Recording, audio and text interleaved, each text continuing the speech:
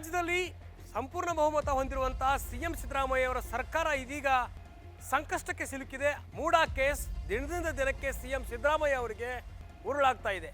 ಈ ನಡುವೆ ಸಿಎಂ ಸಿದ್ದರಾಮಯ್ಯ ರಾಜೀನಾಮೆ ನೀಡಿದ್ರೆ ಮುಂದಿನ ಸಿಎಂ ಯಾರು ಅನ್ನುವಂಥ ಪ್ರಶ್ನೆ ಇದೀಗ ಉದ್ಭವವಾಗಿದೆ. ಸಾಲು ಸಾಲು ನಾಯಕರು ದೆಹಲಿ ಹೈಕಮಾಂಡ್ನ ಭೇಟಿ ಮಾಡಿ ಚರ್ಚೆ ನಡೆಸ್ತಿದ್ದಾರೆ.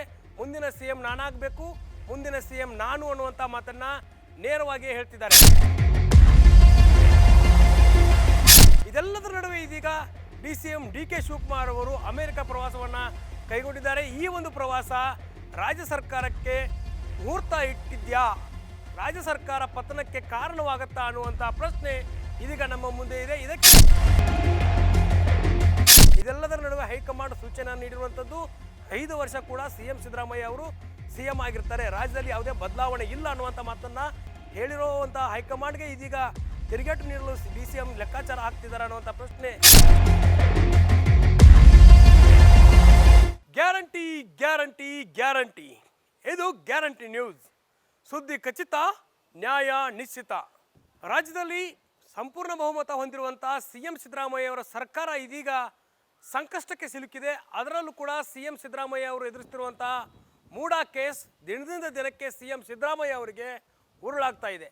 ಈ ನಡುವೆ ಸಿಎಂ ಸಿದ್ದರಾಮಯ್ಯ ರಾಜೀನಾಮೆ ನೀಡಿದರೆ ಮುಂದಿನ ಸಿಎಂ ಯಾರು ಅನ್ನುವಂಥ ಪ್ರಶ್ನೆ ಇದೀಗ ಉದ್ಭವವಾಗಿದೆ. ಈ ಒಂದು ಸಿಎಂ ರೇಸ್ನಲ್ಲಿ ಡಿಕೆ ಶಿವಕುಮಾರ್ನ ಹೊರತುಪಡಿಸಿದರೆ ಸಿಎಂ ಸಿದ್ದರಾಮಯ್ಯ ಅವರ ಆಪ್ತ ಬಳಗವೇ ಇದಕ್ಕೆ ಸಾಕಷ್ಟು ರೇಸ್ನಲ್ಲಿದೆ.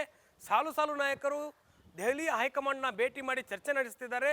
ಮುಂದಿನ ಸಿಎಂ ನಾನಾಗಬೇಕು, ಮುಂದಿನ ಸಿಎಂ ನಾನು ಅನ್ನುವಂಥ ಮಾತನ್ನು ನೇರವಾಗಿ ಹೇಳ್ತಿದ್ದಾರೆ.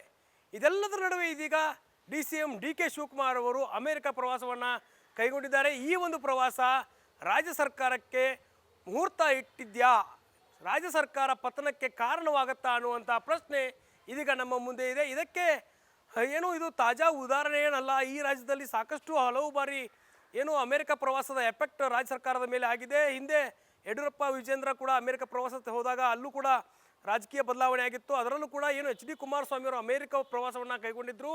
ಆ ವೇಳೆ ಮೈತ್ರಿ ಸರ್ಕಾರ ಪತನಕ್ಕೆ ನಾಂದಿಯಾಗಿತ್ತು, ರಾಜ್ಯದಲ್ಲಿ ಬಿಜೆಪಿ ಸರ್ಕಾರ ಅಧಿಕಾರಕ್ಕೆ ಬಂದಿತ್ತು. ಹೀಗಾಗಿ ಈ ಒಂದು ಸಂಕಷ್ಟದ ಸಮಯದಲ್ಲಿ ಸಿದ್ದರಾಮಯ್ಯನವರಿಗೆ ಬಂಡೆಯಾಗಿ ನಿಂತಹ ಡಿ ಕೆ ಶಿವಕುಮಾರ್ ಏಕಾಏಕಿ ಇದೀಗ ಅಮೆರಿಕ ಪ್ರವಾಸವನ್ನು ಕೈಗೊಂಡಿದ್ದು ಹಲವು ಅನುಮಾನಗಳಿಗೆ ಕಾರಣವಾಗ್ತಾ ಇದೆ.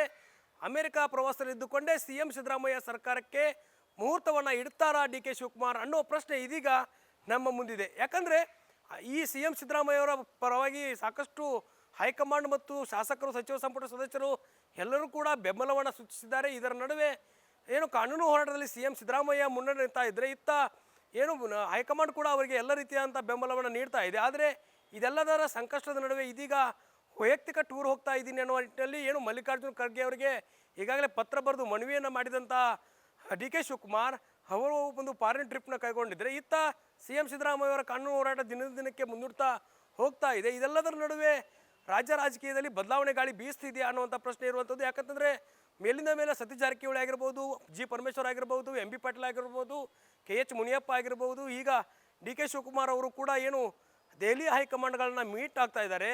ಈ ಒಂದು ಪ್ರಕರಣದಲ್ಲಿ ಮೂಡಾ ಪ್ರಕರಣದಲ್ಲಿ ಸಿಎಂ ಸಿದ್ದರಾಮಯ್ಯ ರಾಜೀನಾಮೆ ನೀಡಿದರೆ ಮುಂದಿನ ಸಿಎಂ ನಾನಾಗಬೇಕು ಅನ್ನುವಂಥ ಆಕಾಂಕ್ಷೆಯನ್ನು ವ್ಯಕ್ತಪಡಿಸ್ತಿದ್ದಾರೆ. ಅದರಲ್ಲೂ ಕೂಡ ಉತ್ತರ ಕರ್ನಾಟಕ ಭಾಗದ ಲೆಕ್ಕಾಚಾರ ಒಂದು ಕಡೆ ಆದರೆ ಲಿಂಗಾಯತ ಒಕ್ಕಲಿಗ ಹೋರಾಟ ಅನ್ನೋದು ಒಂದು ಕಡೆ ಆಗ್ತಾ ಇದೆ. ಅದರ ಜೊತೆಗೆ ದಲಿತ ಸಿಎಂ ಆಗಬೇಕು ಅನ್ನುವಂಥ ಕೂಗು ಕೂಡ ಕೇಳಿ ಬರ್ತಾ ಇದೆ. ಇದೆಲ್ಲದರ ನಡುವೆ ಸಿದ್ದರಾಮಯ್ಯ ಬಳಗ ಯಾವಾಗ ನಾನು ಸಿಎಂ ಆಗ್ತೀನಿ ಅನ್ನುವಂಥ ನಿಟ್ಟಿನಲ್ಲಿ ಹೈಕಮಾಂಡ್ನ ಭೇಟಿ ಮಾಡ್ತಾ ಇದೆ. ಅದರ ನಡುವೆ ಡಿಸಿಎಂ ಡಿ ಕೆ ಶಿವಕುಮಾರ್ ಈಗಾಗಲೇ ಟವಲ್ ಹಾಕೊಂಡು ಕೂತ್ಕೊಂಡಿದ್ದಾರೆ.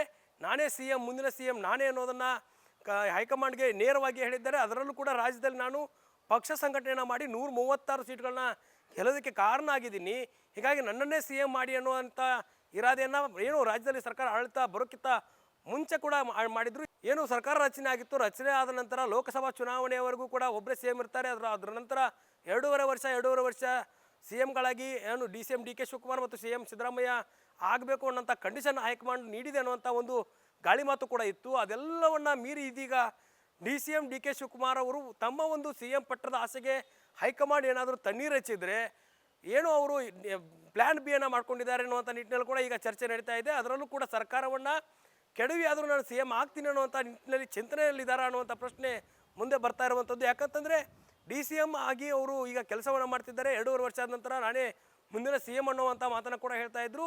ಇದೆಲ್ಲದರ ನಡುವೆ ಹೈಕಮಾಂಡ್ ಸೂಚನೆ ನೀಡಿರುವಂಥದ್ದು 5 ವರ್ಷ ಕೂಡ CM ಸಿದ್ದರಾಮಯ್ಯ ಅವರು CM ಆಗಿರ್ತಾರೆ, ರಾಜ್ಯದಲ್ಲಿ ಯಾವುದೇ ಬದಲಾವಣೆ ಇಲ್ಲ ಅನ್ನುವಂಥ ಮಾತನ್ನು ಹೇಳಿರುವಂಥ ಹೈಕಮಾಂಡ್ಗೆ ಇದೀಗ ತಿರುಗೇಟು ನೀಡಲು DCM ಲೆಕ್ಕಾಚಾರ ಹಾಕ್ತಿದ್ದಾರೆ ಅನ್ನುವಂಥ ಪ್ರಶ್ನೆ ಇಲ್ಲಿ ಮೂಡ್ತಾ ಇದೆ. ಅದರಲ್ಲೂ ಕೂಡ ಏನು ರಾಜ್ಯದಲ್ಲಿ ಏನು ಮೈತ್ರಿ ಸರ್ಕಾರವನ್ನು ಕೆಡದಂತಹ ರಮೇಶ್ ಜಾರಕಿಹೊಳಿ ಸಚಿವ ಮತ್ತು ಶಾಸಕರ ಸಂಪುಟವನ್ನು ತೆಗೆದುಕೊಂಡು ಮುಂಬೈಗೆ ಹೋಗಿ ಸರ್ಕಾರವನ್ನು ಪತನ ಮಾಡಿದ್ರು.